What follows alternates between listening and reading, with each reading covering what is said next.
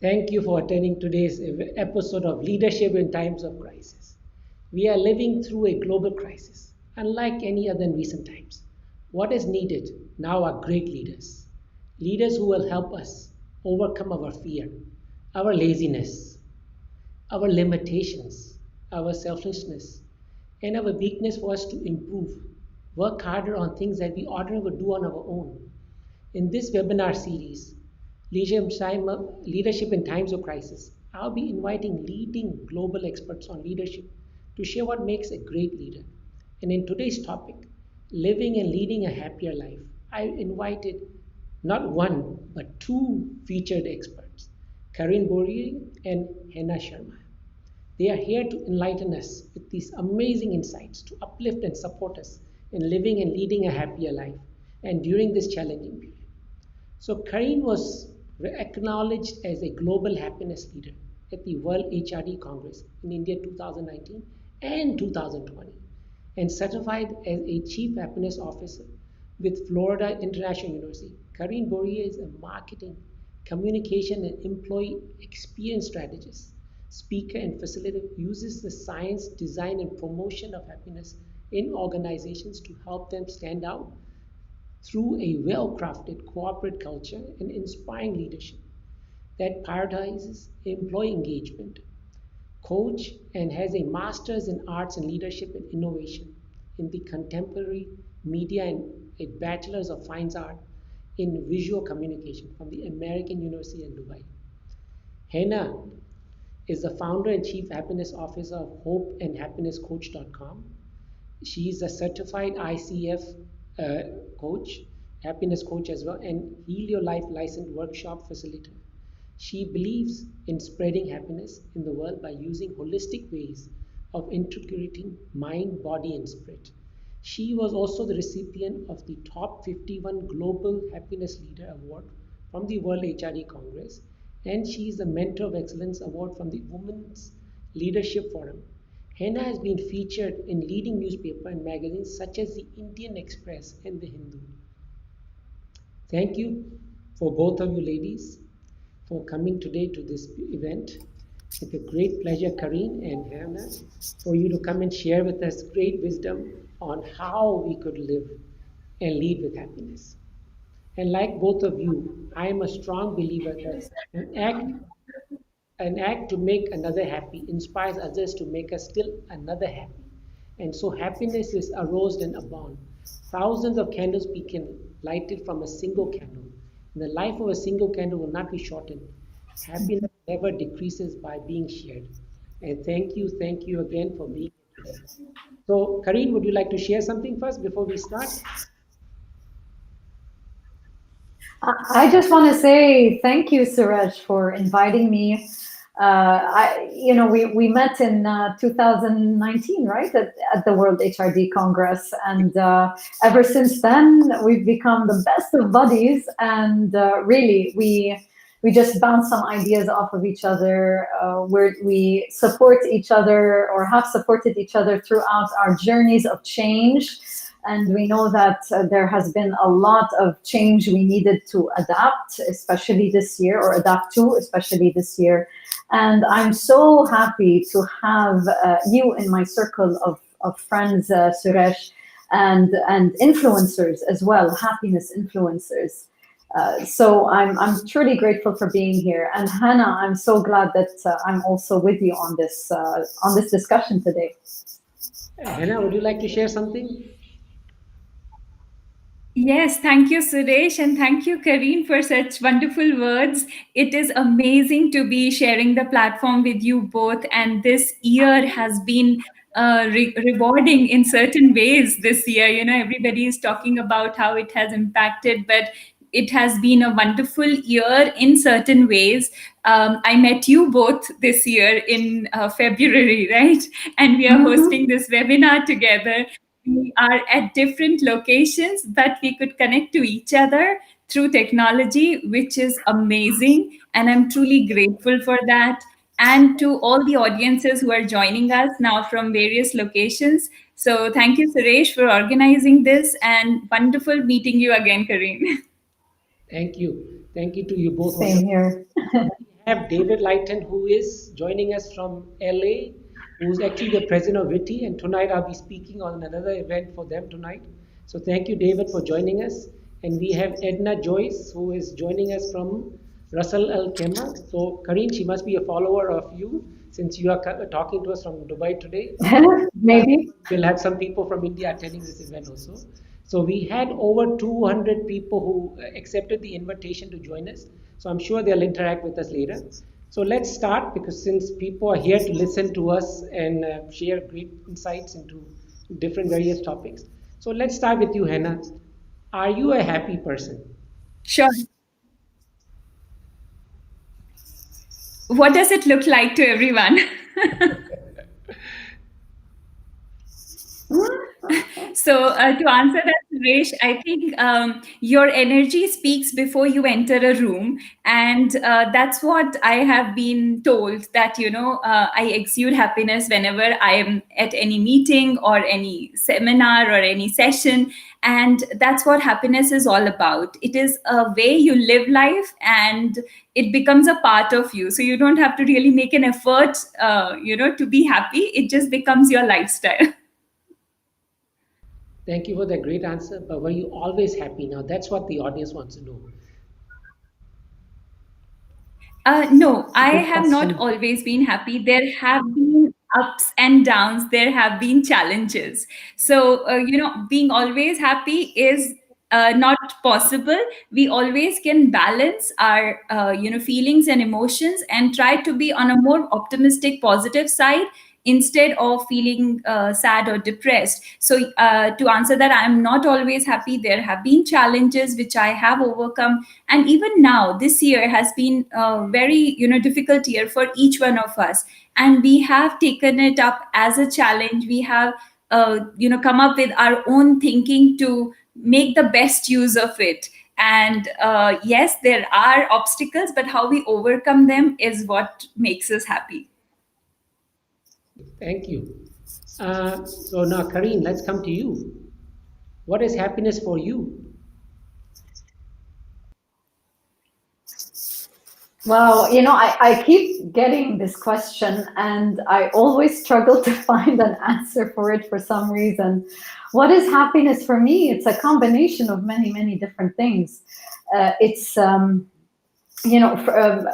me, if it were for me, it's having a clear conscience, having a peaceful mindset, and having at the same time a little bit of stress. So the stress that kind of pushes you out of your comfort zone. So you need a good balance between the good stuff. Okay, anyway, today some psychologists, for simplistic reasons, they call emotions either positive or negative, but emotions are emotions. There's no such thing as positive or negative, because all the emotions we experience are very important for our self-development, for our growth, and for building a very strong type of wisdom and maturity. So yeah, for me, for example, I used to be a drama queen. I was born crying from the womb of my mother, always crying, drama, drama, drama. And I was very negative growing up as a teenager. I went through a lot of self-doubt. I was self-conscious about the way I looked. Puberty was not a good time for me. But that pushed me to start looking at myself and developing that confidence. So this is another fourth aspect I'd like to add to happiness, is having confidence. Truly, it's about having confidence in yourself. I don't want to keep going because I know I'm going to keep going. So you have to stop me, Suresh. Oh, I get an applause.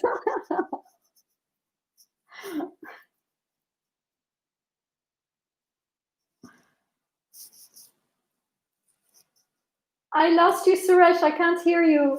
Let me ask this question again. Do you think, Hannah, this is for you, do you Okay. think that happiness lies within you?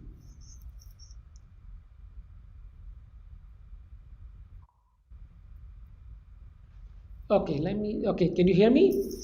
Unmute. Okay, I've unmute already. Okay, can you hear me now? Yes, I can hear you. Okay, perfect. So I'll ask this question again. Uh, do you think happiness lies within you? Yes, I think happiness does lies within us, and it begins with you and it starts with you, and you are the only person who can enhance your happiness, because no matter what your circumstances are, no matter what the environment that you live in, you have a percentage where you can work on yourself and increase your happiness. And science has proven that there has been researches done on this. And to in simple terms, I would say the actions that you take on a daily basis contributes to your happiness. Then I'll ask you, Karine this question. So why do so many people depend on other people and external things to be happy? This is for you, Karine. I know you would love this question.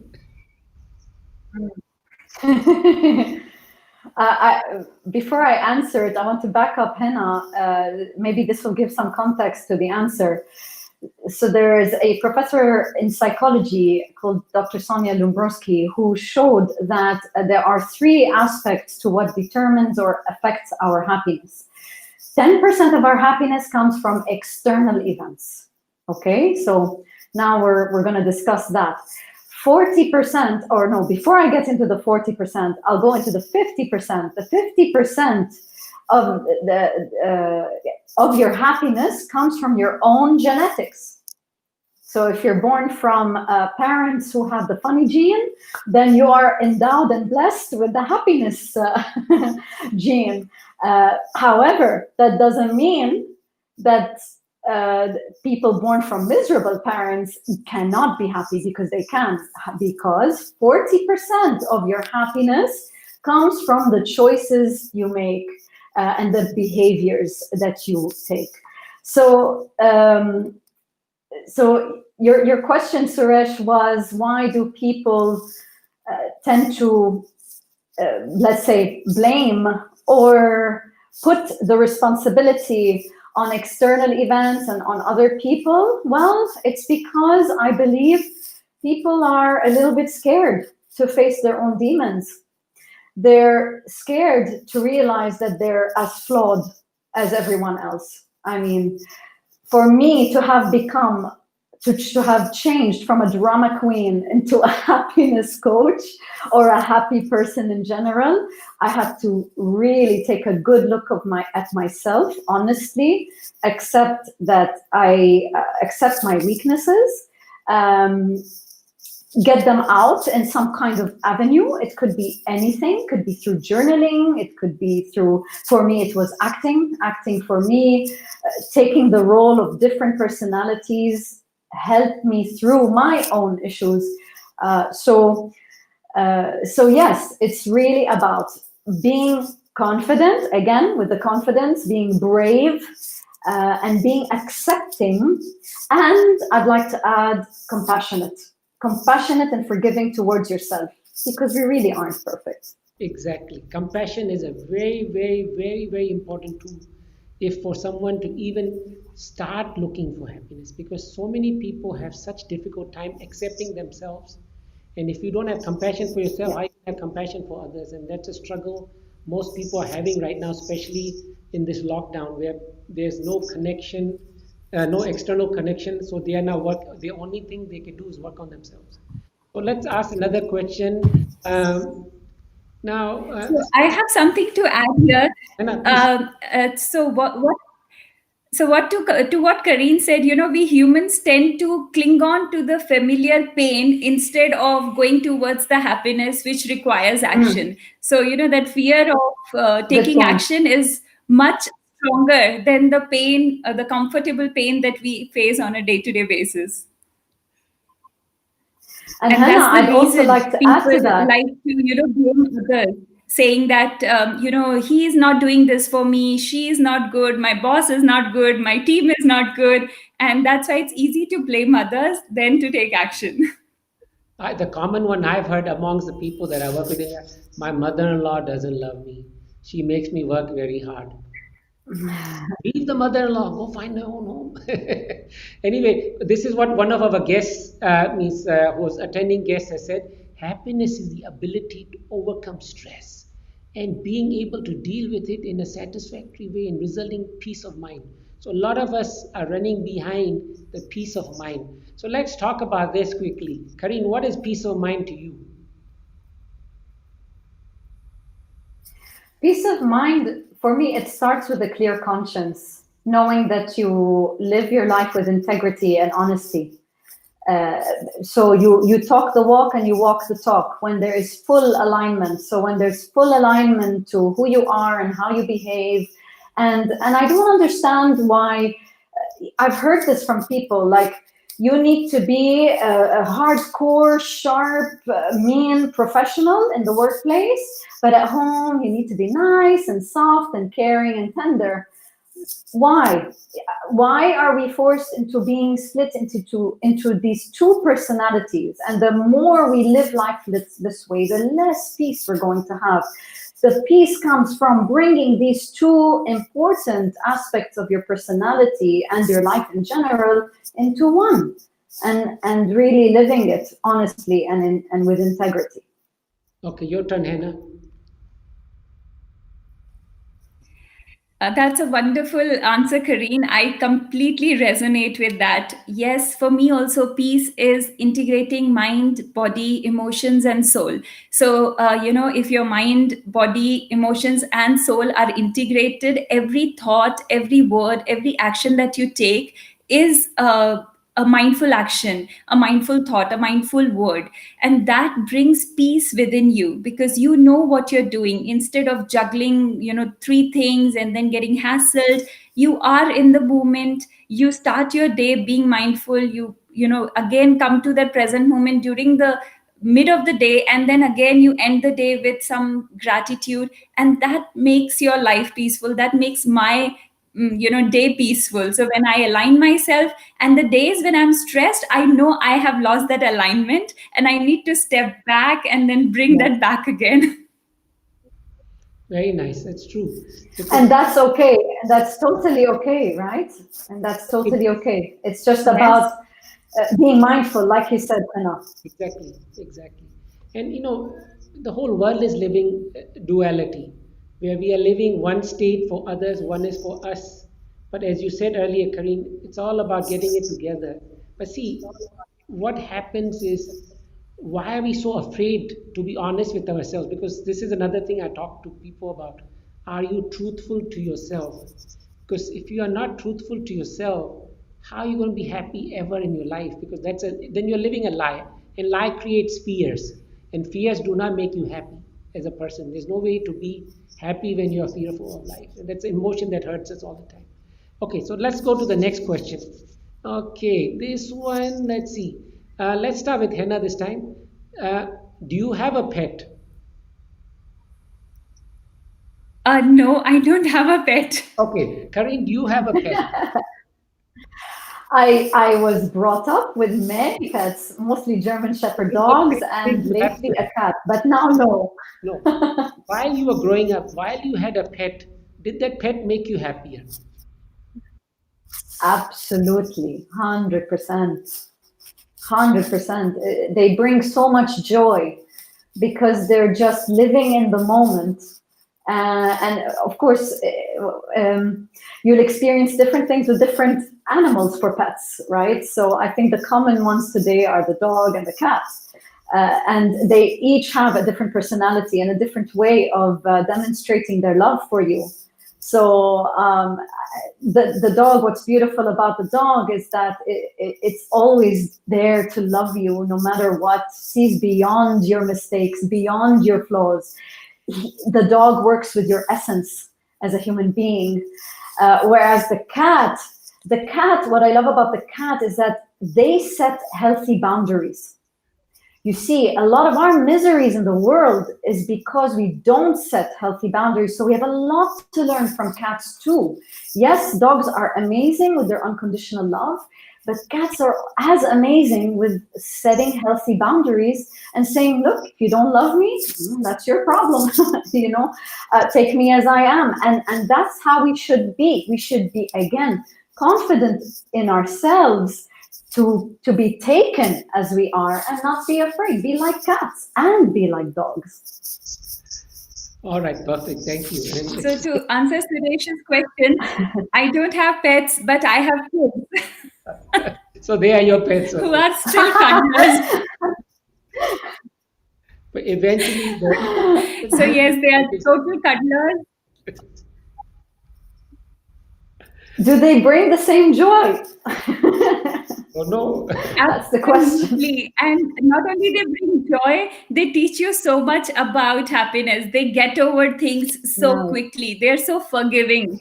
And they are so full of love. They're complete self love beings. So, my younger one would stand in front of the mirror for hours and praise herself, appreciate her looks, dance, admire herself.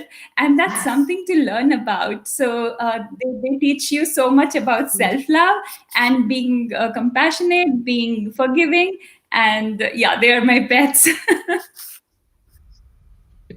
Great, You thank you. must have very well behaved kids, Hannah. I don't think your children like to be considered as pets. So let's go on. So let's ask Anna this question. What was the happiest moment in your childhood? Like the period, like when you were, what age, what happened special that makes it the most memorable? So I'm guessing this question is for me, right, Suresh? Yes, let's start with you, Hannah, because Kareen keeps taking all the limelight. Sorry. Sorry, So, don't do while growing up, I was also a stage person, going on stage, being in school programs. So I remember one of the days when I was not a part of the program. I was standing in the audience, but the chief guest of the show had not arrived, and the crowd was making a lot of noise, and everybody was talking. So my teacher called me on a corner and she said, why don't you just go on the stage and take over, because the chief guest is still getting late. And I said, okay. And as I was climbing up the steps of the stage, the teacher told to the other one, now see how the crowd comes in control. And I think that was the most encouraging words that I heard. And it made me feel so good that, I can do it. Somebody's faith in me, somebody's trust in me made me feel good about myself. And I went ahead and with a lot of confidence, I took care of the 500 children. And by the time chief guest came, everybody was applauding. So I think that was the most happiest moment of my life.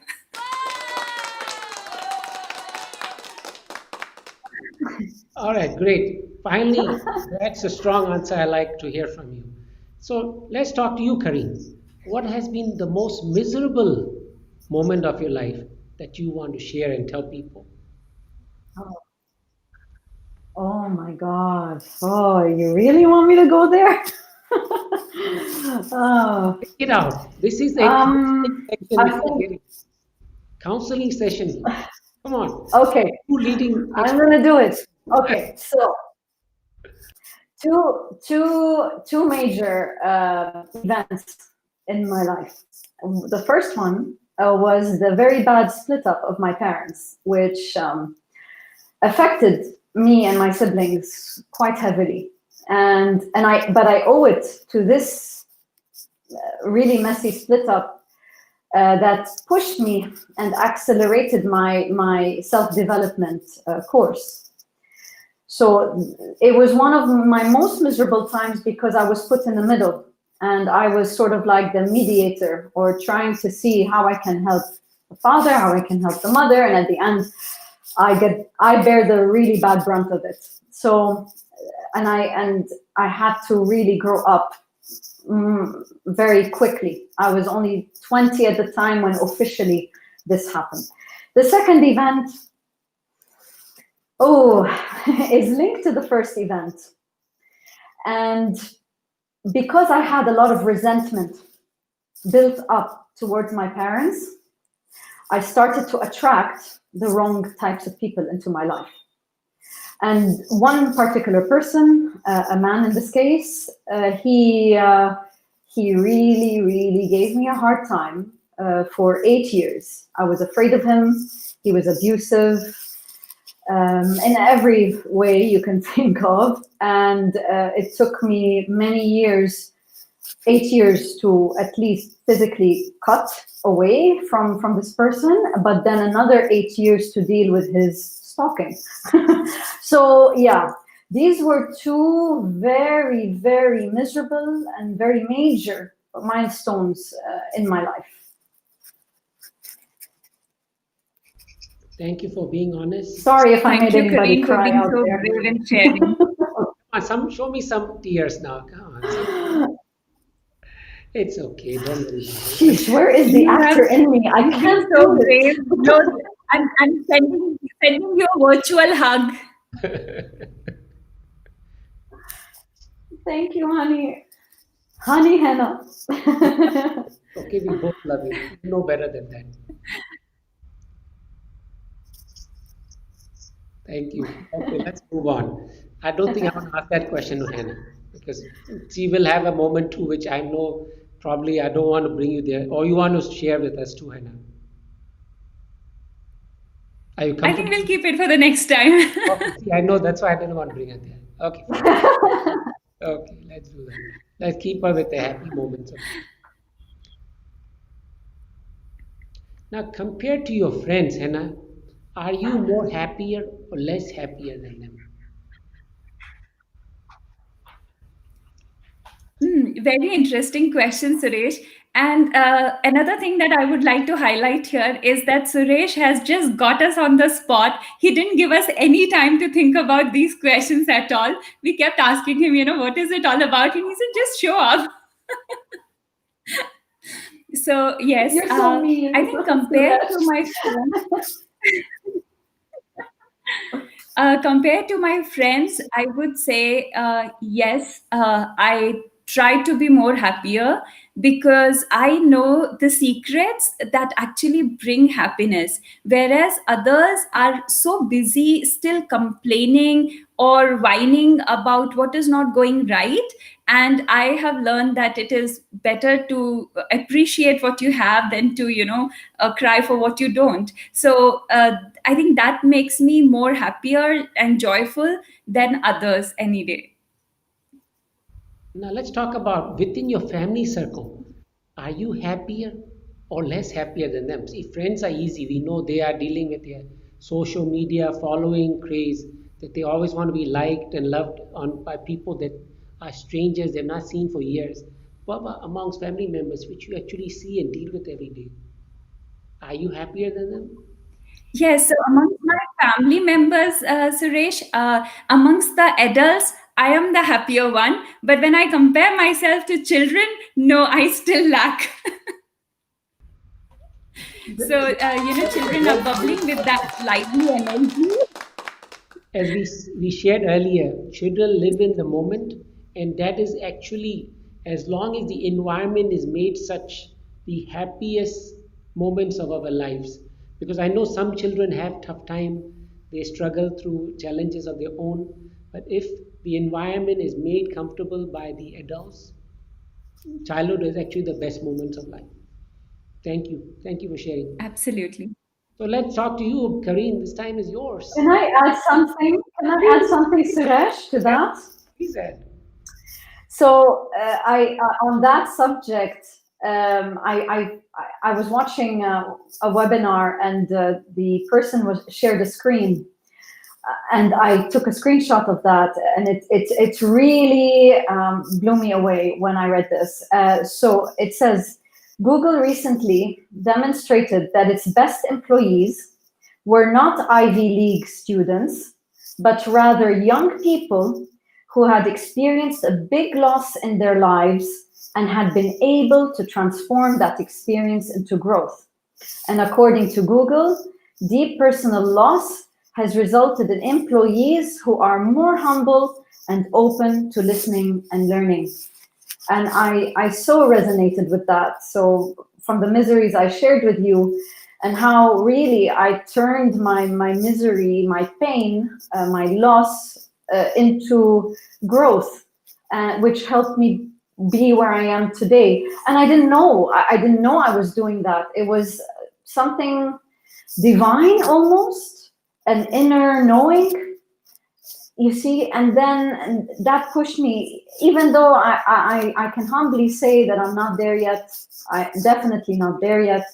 This is why, like Henna said earlier, it takes practice, daily practice, small things you can do, small actions you can take to enhance your long-term or sustainable happiness. But what I'm interested to know, Suresh, is your miserable story. Do the audience know what your miserable story is about? I can't say anything. I have been a miserable guy for sure. And that's why I wrote a book called The Miserable Millionaire. And I have been as blunt and open about my misery. And I can tell you, it is good that we go through these miserable moments because that makes us who we are. That's what creates an identity. And all three of us have gone through these miserable moments.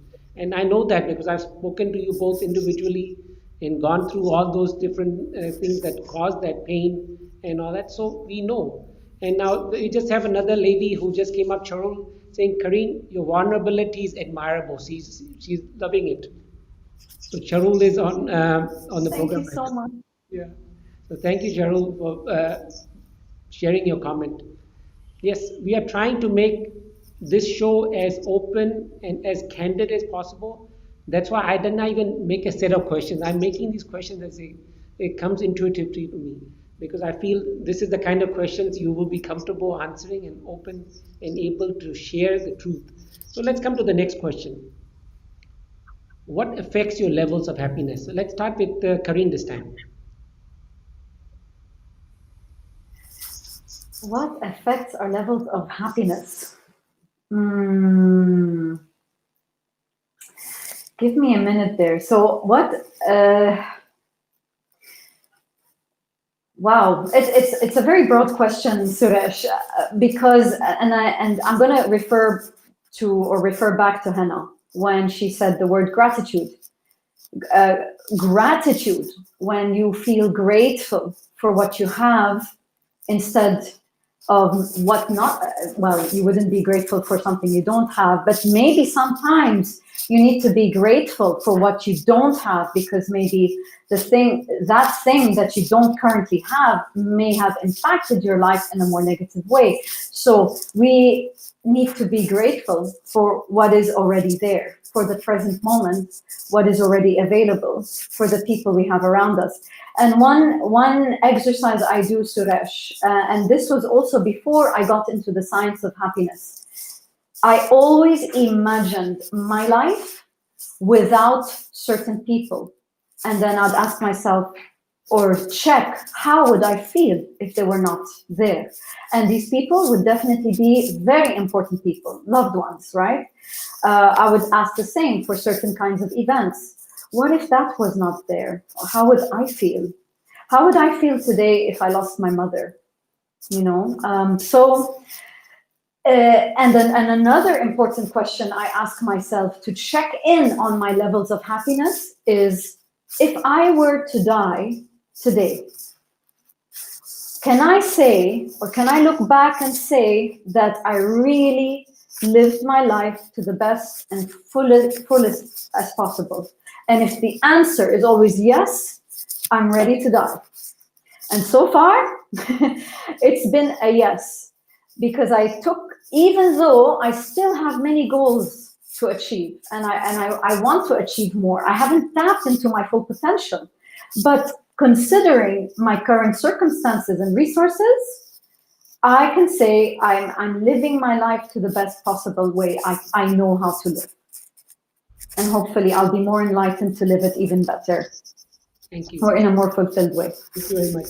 Now, can you do me one favor? Don't shake that jewelry because that's making the vibration, you know, the echo kind of sound. Because when you're doing this, I think you have some jewelry on you, is it? I don't have earrings on. It must be the wires. Yeah, possible. Something is wobbling the sound. Okay, so let's come to Henna now. Now let's talk about those countries that call themselves the happiest places on the world, like the Nordic countries, like it's between a fight between Norway and Finland. What are these governments doing right to make these the happiest countries in the world? Let's talk about this because I know a lot of countries around the world actually are doing not enough to create these happy spaces, which is work-life balance kind of thing that most of these countries are doing proper. So let's talk about this. I know we are all three specialists in this field. So let's start with Henna now this time. Thank you, Suresh. So, since I'm joining from India, I would like to talk about Bhutan being the closest. Bhutan is one of the happiest countries that I love and I would like to visit. And the reason I think it is happiest is because number one, they are on mountains, their food is very good, they have organic food, and that makes them healthy, and that leads to happiness. Second is they measure their happiness, which is an integral part, because having measuring scales of instead of just measuring GDP, also measuring what is your gross happiness index, that makes also the country more happier, the people aware of something like this is there. For example, even now with COVID and this phase, many organizations have started paying attention to employee well-being. So now there is awareness, now there are surveys, now there are efforts taken to build that happiness, so that country is already doing it. And the third would be, I think they are away from internet. So that again adds to less misery, because there is no jealousy, there is no comparison of social media, so that also may contributes to their happiness. So I think this top three is coming in my mind right now. Would you like to add anything, Kareen? Yes, yes. And definitely a lot of the countries today have taken Bhutan as an example to set up the concept of happiness on a country level. So according to the World Happiness Report, which comes out every year, they say Finland has scored the top country of being happy, and the reason why they're happy is because they have extensive welfare benefits, they have low levels of corruption, they have a well-functioning democracy, and they have an instilled sense of freedom and independence, which makes a big part of why they're happy. And then you go to another study, and I encourage a lot of people to watch this TED Talk by Nick Marks, where he speaks about the Happy Planet Index. And what Nick Marks adds to the formula of happiness is the environment. So are we taking care of our environment? And through his data points and studies, he found that Costa Rica actually scored the highest in terms of happiness, so happy people with a happier environment. They still preserve their nature. Costa Rica is, I believe, the only country in that part of the world with no military.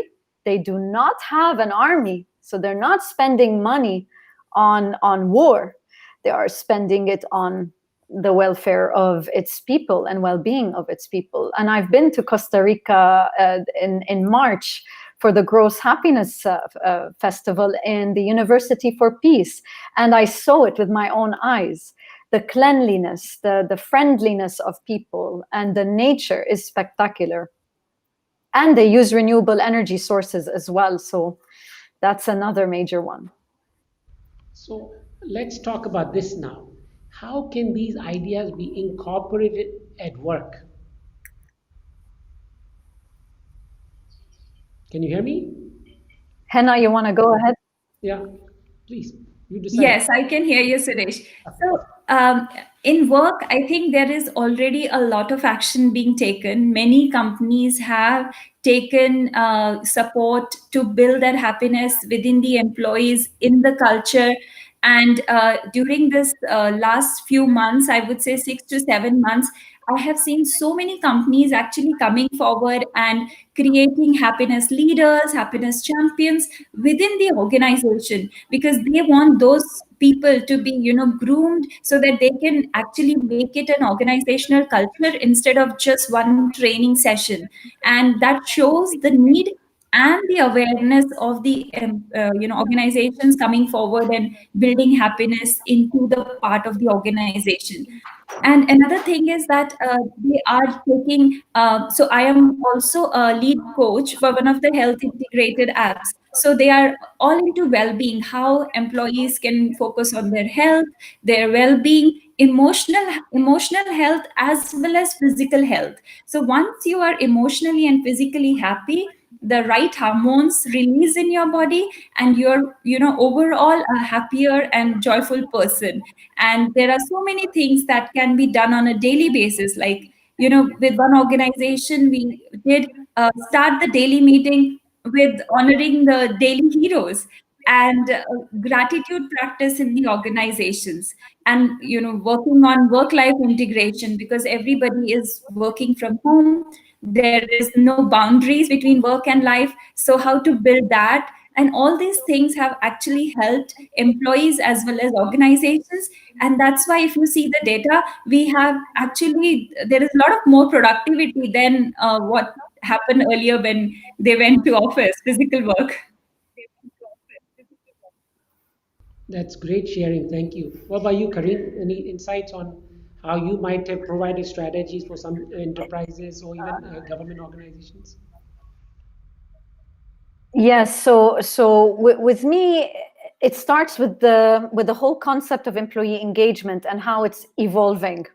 So we had employee engagement, we have employee experience, so that's now evolved into employee experience, and now employee experience has evolved into employee advocacy.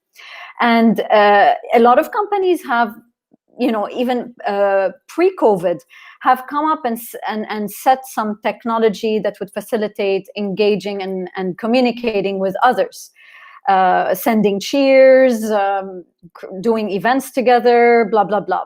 So some of these tools have been put in operation, but without thinking of the holistic or overall picture of the employee's journey into the company, from when they get onboarded, even before onboarding, to when they exit and after they exit. Because what you want your employees who even exit your company to still advocate and say, I really loved working for this company. And I could say this with one of the companies I worked with. So under the employee experience umbrella, we look at 4 different aspects. We look at the personal. So as Henna was saying, we need to look at each and every employee's well-being, so personal development. Then we look at the physical space, which now has been taken away from us in COVID. And we look at the digital space. So we want to see if we have the right technology and communication platforms in place to facilitate collaboration and communication. And the 4th thing that organizations tend to ignore and not be intentional about is the relational. So we have personal, physical, digital, and relational. And when I say relational, it means relationships between coworkers. And I believe that's where a lot of our issues lie in productivity and motivation. When we feel we're not collaborating well, when we don't have a sense of belonging, or we're not involved in projects. So for me, and that has been really my area of focus, I just zoomed in on the relational aspect, and you can design many programs around that. It could be through serious games or workshops, co-creation workshops, and so forth.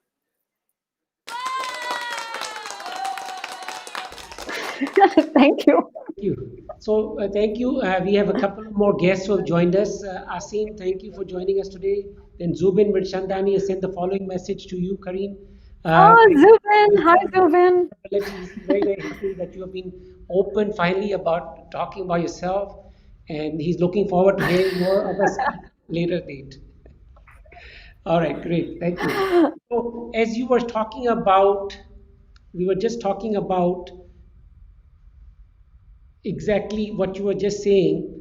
It inclusive is what we are looking for. See, relationships have to be based on inclusivity. So let's talk about inclusivity, Hannah. How would you see that as a crucial element, especially in India, since you work with so many companies? Are companies being inclusive, where they give a equal voice to the guy who's down here versus to the senior leadership? I know those are challenges most companies are facing right now, especially in Asia. Can you share more about that? Yes, Suresh. So there is a lot of focus again, which is now coming on inclusivity and diversity. And when we work with companies, especially my programs, I focus on each for equal concept instead of he for she or other things, because I feel that that way we are all together, we are all equal. And when we talk about being inclusive, we talk about understanding of emotions, understanding of preferences, and also understanding of psychology. So in any relationship, whether it is a personal relationship or a professional relationship, there are various types of people. And if you understand the personality, you're able to deal with it in a much better way. So it is not that because this person is a leader, he would act like this, or if this person is a female, she would act like this. What is important is to have the understanding that we are all humans, we are all equal, and how we can work together, balancing our differences, balancing our uniqueness, how we can still integrate those uniqueness in creating better work situation. And that's what the focus of the work that I do with organizations is. And recently we did a 500 people seminar on each for equal, and it was so many men came saying that we just realized how much we take our partners for granted. And that is what it is all about, not only at work but also in your personal life, and that is being inclusive. When men finally accept their wives are crucial part of their success. That's how they make it more inclusive both at work, at home. Because if you go happy from home to work, Yes. you will be more happy at work too. It's common science. The same thing if a woman left the home having no issues, no fight with her husband, she'll go happy at work. So I feel this is very important how we start our morning and how we reach to our workspace and how we go back home, not bringing back problems from work to home. See, our spouses are not responsible for the misery that takes place at work. Yeah, they are there to support you, but you don't have to blame every problem on them. So this is something I just wanted to share. So let's come to this, Karina. And How? Yeah, please go on. Sorry. yeah, I wanted to say I couldn't agree more with you, Suresh, and it reminded me of a conversation I was having with another chief happiness officer, and I told him that today I love my job, I love what I do, and the reason being is because I was able, number one, to identify my purpose. So what am I here to do? I'm here to inspire and empower people to unlock their potential. Not just them, but also me, unlock my own potential. And my purpose at work is to co-create happiness and human advancement in corporates. Uh, but I also, with purpose, I found that having a support system from both your professional life and your personal life really helps accelerates your success. So I have the best manager in the world, and he supports my ideas and and approves almost everything, gives me the independence, the autonomy to practice who I am and to implement my ideas. At the same time, I have a supportive family helping me through my work from home experience, which has taken me away from the physicality and the transactional physicality with my colleagues, which I love. It gave me so much power before COVID, and now we just can't have it all the time. So that's it. So, purpose and support from both professional and personal. I love this applause. And definitely, Karin, I would like to add something there that, a big part of being successful in your profession is communicating with your family. Because right now, when I'm in this webinar, my Yeah. children are taken care outside by my husband and my in-laws. So, when I communicate with them, I have this, they understand and they feel involved and they appreciate and they support. So it is all about coming together. Yeah, United we are yeah, very stronger. true. I'm sure we both, all of us three will agree. United we are stronger. I don't know why we try to Yes, yes. differentiate everything in life, like a man to a woman, woman to a children. Like everything. We feel we want to be unique, but we should look at the common ground that we are all vulnerable souls looking for something greater and achieving that happiness and connecting to something greater than us. But these kind of things, anyway, we'll not talk about today. There's not that kind of show today. So let's talk about work again. So let me ask you this question, Hannah. How do you encourage creative thinking in an organization using happiness? Okay, let's Uh, put happiness in it too. could you please repeat that, Suresh? How do you? Encourage creative thinking within an organization using happiness.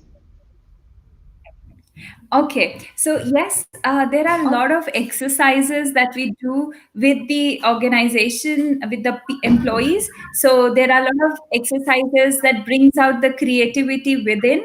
There is a lot of discussion that happens, and sometimes just drawing on the wall. We put when we were doing physical workshops, we would put big blank sheets all across the wall, and we would ask them to do a group exercise or do an individual exercise.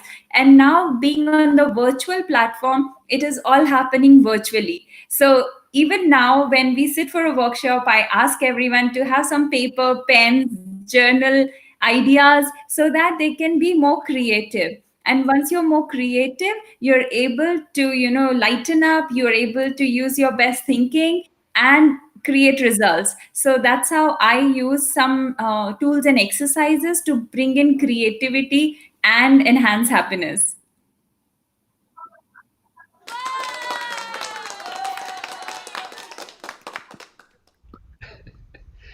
Okay. So now What this. I find, Suresh, Yeah, please what go I ahead. find also, adding to what Hannah said, is the ability for leaders to create something called psychological safety.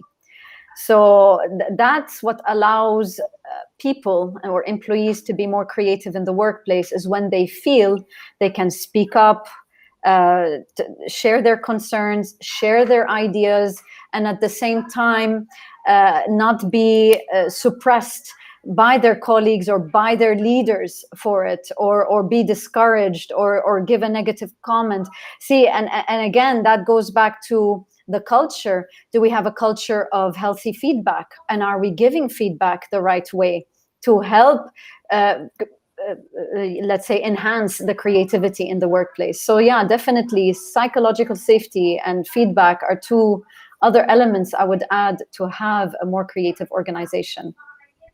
And right now, most important is my job safe?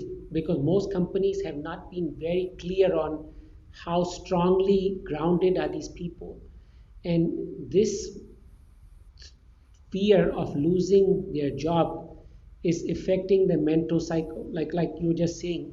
Because if they are being affected psychological, how are they going to be more creative? How are they going to be actually more engaging right now? So companies have to be clear and have an open communication where they are being factual on day-to-day basis. What place are we sitting as an enterprise, as a group? Are jobs vulnerable at the state? Because a lot of companies are not being clear. They are firing people 1 week later or even the day after, and people are feeling very afraid. And right now fear is killing most people, and since we are working from home through social mediums like Zoom and all that, that is also affecting us mentally. So let's talk more about how is this impacting our well-being and working life as well. Let's start with Henna first. Yes, Suresh, you're so right. The virtual world has actually, diluted all the boundaries. Now there is no work-life boundary. There's no like coming back home from work.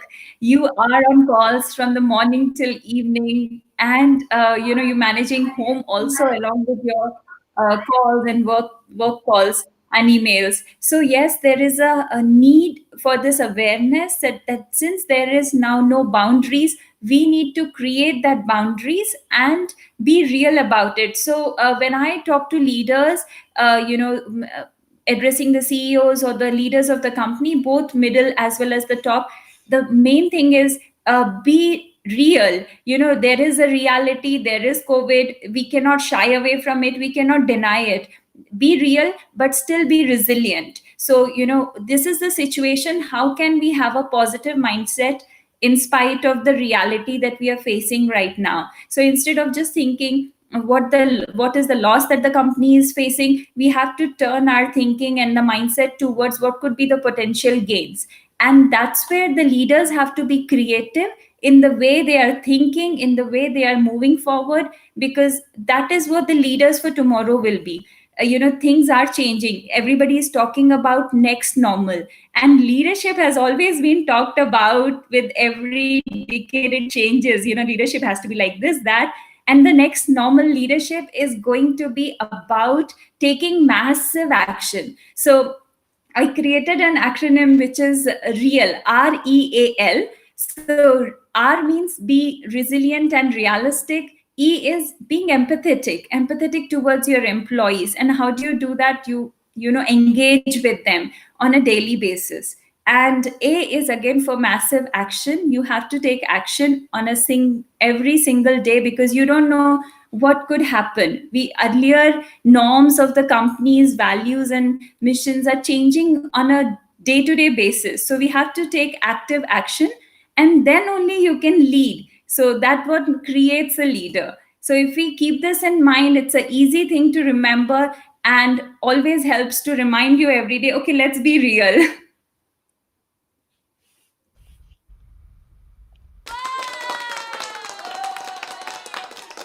Okay, Karim, your turn. Would you like to add? My acronym, Yeah. for real is a different one, and it's one I used in the World HRD Congress in Mumbai this year in my presentation called "Why Does the Future of Work Need a Chief Happiness Officer?" And the acronyms I used were R for relate, E for experience, A activate, and L lead. And in each of these letters, there's something that we do. So the whole idea was to advocate for the concept of creating human happiness ambassadors in organizations. And they could be anybody in the organization, but they need to have a certain type of personality.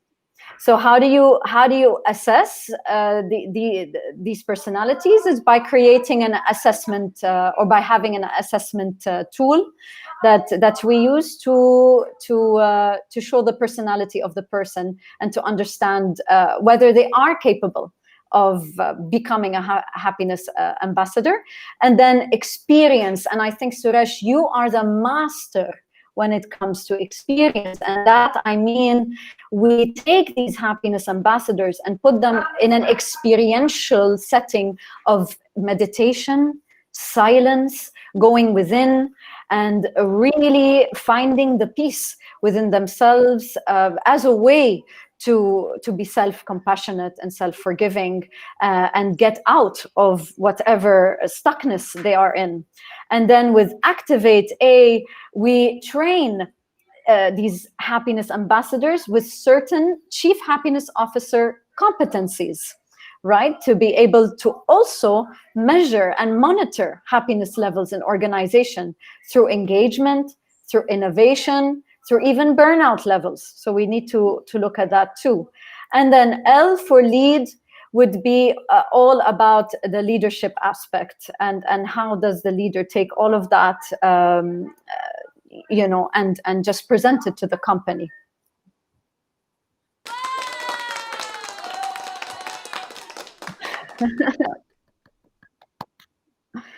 Are these your kids, Suresh, cheering me?